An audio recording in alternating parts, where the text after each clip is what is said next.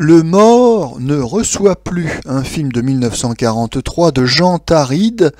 Enfin, son nom n'apparaît pas au générique lorsque le film sort le 7 juillet 1944, ce qui est toujours mauvais signe quand le réalisateur n'assume pas son œuvre.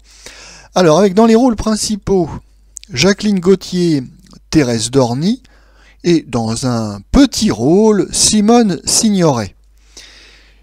Dans la distribution masculine, Gérard Landry, Jules Berry, Raymond Emos, Félix Houdard, Jacques Louvigny. Le sujet, Jules Berry, mourant, demande à recevoir tous ses héritiers dans sa propriété, le château de l'Étang, situé dans la commune de Saint-Laurent-du-Var. Son majordome, Jacques Louvigny, demande à Gérard Landry, un artiste de Montmartre, d'organiser la réunion de famille et de trouver les 17 millions de francs cachés dans le château afin de les diviser en parts égales pour les héritiers de Jules Berry. Cependant, plusieurs événements mystérieux entravent cette recherche. Gérard Landry est assommé par un inconnu. L'un des invités est tué et Jules Berry, mort, réapparaît et demande à récupérer son argent. Dans le cinéma américain policier, il existe un sous-genre qui est la comédie policière. L'intrigue strictement criminelle est de peu d'importance. C'est surtout un prétexte pour entraîner le spectateur dans une suite d'aventures rocambolesques, et d'ailleurs souvent sur un rythme assez soutenu. Le spectateur ne comprend pas tout ce qui se passe, ça va très vite, mais c'est pas grave. Le principal, c'est qu'il y ait de bons moments de comédie, des morceaux de bravoure pour les acteurs. C'est avant tout un spectacle de divertissement. Depuis 1941, ce type de comédie américaine endiablée n'est plus diffusé sur les écrans français. On va donc réaliser un certain nombre de produits de remplacement, oui, d'ersatz.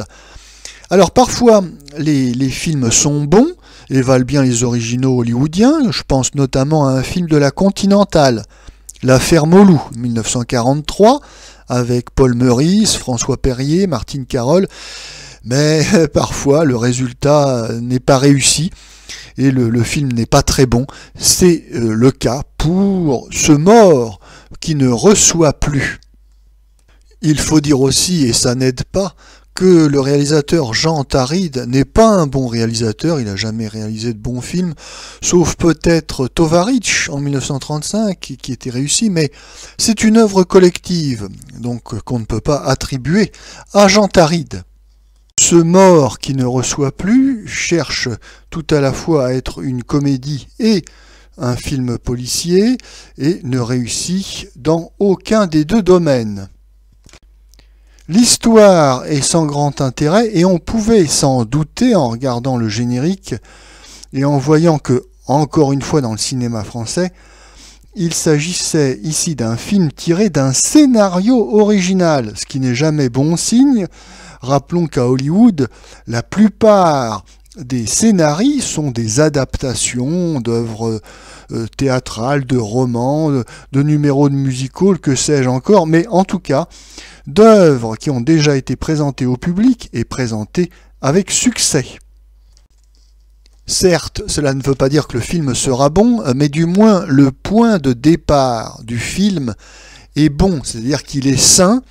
Il s'agit donc d'une œuvre qui a déjà subi l'épreuve du feu, si l'on peut dire, qui a été présentée au public, qui a été donc appréciée, et il y a donc un public pour le film potentiellement. Et il faut bien reconnaître qu'il n'y a pas vraiment de public pour un film tel que Le mort ne reçoit plus, sauf bien sûr un public captif, un public de guerre, un public prisonnier de guerre, oui. Il n'a pas le choix vraiment de ce qui est diffusé, surtout en cette année 44. Donc il ne peut guère faire autre chose qu'aller voir ce qu'on lui présente. Les acteurs sont hors de cause. Jacqueline Gauthier est une actrice élégante qui joue un petit peu à la manière et dans le style d'Edwige Feuillère, Après-guerre, elle fera une jolie carrière au théâtre. Son partenaire, Gérard Landry, quant à lui, fera une belle carrière, surtout au cinéma. Et puis il y a Jules Berry dans ce film. Alors bon, lui, on a compris, il est venu uniquement pour ramasser quelques billets de 1000 afin de les jouer au plus vite dans le casino le plus proche ou à l'hippodrome le plus proche.